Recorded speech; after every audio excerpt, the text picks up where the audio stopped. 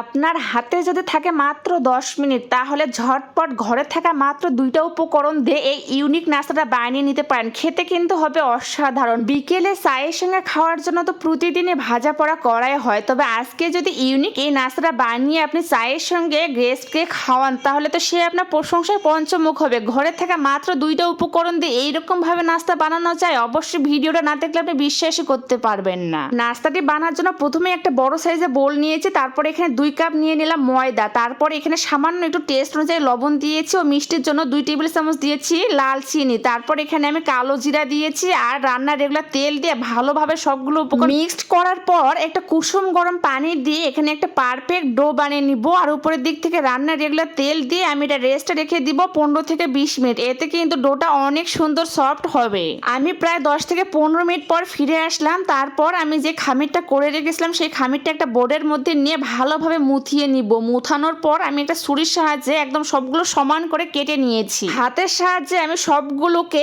গোল গোল shape করে এক সাইডে রেখে দিয়েছি। আর একটা বড় সাইজের রুটি বেলে নিব বেলুনের সাহায্যে। আর রুটিটা একদমই পাতলা বা মোটা হবে না, এটা দেখে বুঝতে পারতেছে। একদম নতুন রাঁধুনি যারা একটু রান্না করতে পারে না তারাও এই নাস্তাটা ঝটপট বানিয়ে নিতে পারেন, এত বেশি মজার হয়। ঘরে থাকা সামান্য 2টা উপকরণ দিয়ে যে এইরকম ইউনিক একটা নাস্তা বানানো যায়, এই ভিডিওটা শেষ অবধি না দেখলে আপনি কখনোই বুঝতে পারবেন না। আপনার বাসায় যদি হঠাৎ করে গেস্ট আসে অবশ্যই বানিয়ে খাওয়াবেন। প্রথমে আমি একটা বড় সাইজের রুটি বেলে নিয়েছি, তারপর উপরের দিক থেকে এখানে আমি গুঁড়ো দুধ ছিটিয়ে দিলাম। গুঁড়ো দুধের পরিমাণটা একটু বাড়িয়ে দিবেন, তাহলে কিন্তু খেতে অনেক বেশি ভালো লাগবে। আমি আমার পছন্দ মতো গুঁড়ো দুধ ছড়িয়ে নিয়েছি, তারপর এখানে লাল চিনি ছিটিয়ে দিলাম। মিষ্টি পরিমাণটা আপনারা বুঝে অ্যাড করবেন, যে যেই রকম মিষ্টি খেতে পছন্দ করেন সেই অনুযায়ী মিষ্টি পরিমাণটা বাড়িয়ে বা কমিয়ে দিবেন। আমি আমার পছন্দ মতো গুঁড়ো দুধের উপরে লাল চিনিটা ছড়িয়ে দিলাম 4 সাইডে। উপরের দিক থেকে আমি সামান্য একটু বিট লবণ ছড়িয়ে দিয়েছি আর গোলমরিচও ছড়িয়ে দিয়েছি। হাতের কাছে যদি অরিগানো থাকে তাহলে অবশ্যই অরিগানোটা দিয়ে দিবেন। আমি আমার পছন্দ মতো অরিগানোটা উপরের দিকে ছড়িয়ে দিয়েছি। অরিগানোটা দিলে সুন্দর একটা ঘ্রাণ আসে আর নাস্তাটা খেতে